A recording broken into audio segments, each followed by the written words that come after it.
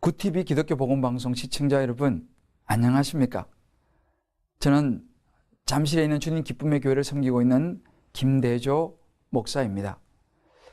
연봉 197억을 받는 미국 메이저리그 텍사스의 추신수 선수는 한때 부진을 겪다가 자신의 기량을 찾아가고 있을 때 한 기자가 인터뷰를 했습니다.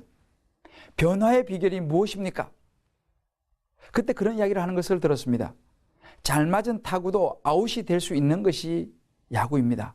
1 더하기 1이 2인 것은 누구나 다 알고 있습니다. 이것처럼 누구나 답을 알고 있지만 답대로 되지 않는 것이 스포츠예요. 그중에서 특히 야구입니다. 잘 때린다고 모두 안타가 되는 건 아니지 않습니까? 라고 말합니다.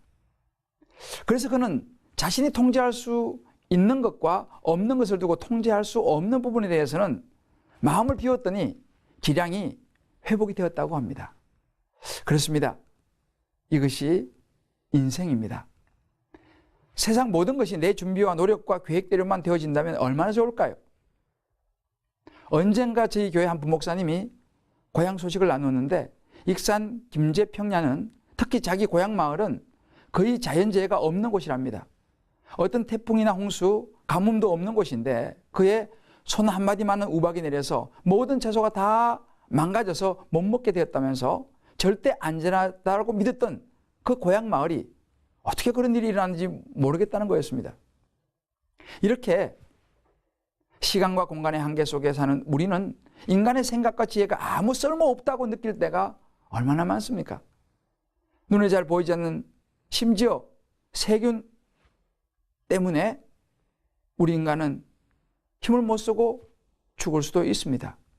우린 알아야 합니다. 온 세상을 운행하는 큰 힘, 우리 인간을 창조하시고 우주 만물을 주장하시는 전능하신 하나님이 계십니다. 하나님 닮은 인간이 아무리 똑똑하고 뛰어나다 해도 보이지 않는 힘의 근원인 하나님 앞에서는 아무것도 아닙니다. 오늘 본문 사무엘상 7장에는 이스라엘 백성들에게 나타난 그 보이지 않는 힘, 하나님의 개입하심을 잘 보여주고 있습니다. 이스라엘 사람 3만 명을 죽이고 심지어 하나님의 법궤를 빼앗아간 블레셋은 어떻게 되었을까요? 사무엘상 5장 6절 여호와의 손이 아스돗 사람에게 엄중히 더하사 독한 종기의 재앙으로 아스돗과 그 지역을 쳐서 망하게 하니 라고 성경은 기록합니다. 독한 종기의 재앙을 만나 블레셋의 수많은 사람이 죽어나갑니다. 이리저리 옮겨보지만 그 법궤가 가는 곳마다 그 재앙이 따라다니고 망합니다.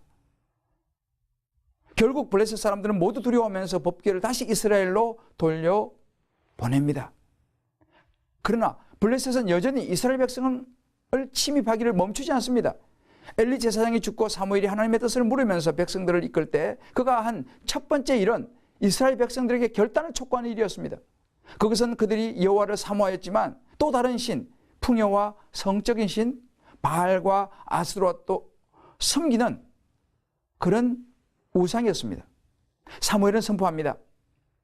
3절에 만일 너희가 전심으로 여호와께 돌아오려거든 이방 신들과 아스타롯을 너희 중에서 제거하고 너희 마음을 여호와께로 향하여 그만을 섬기라. 그리하면 너희를 블레셋 사람의 손에서 건져내시리라.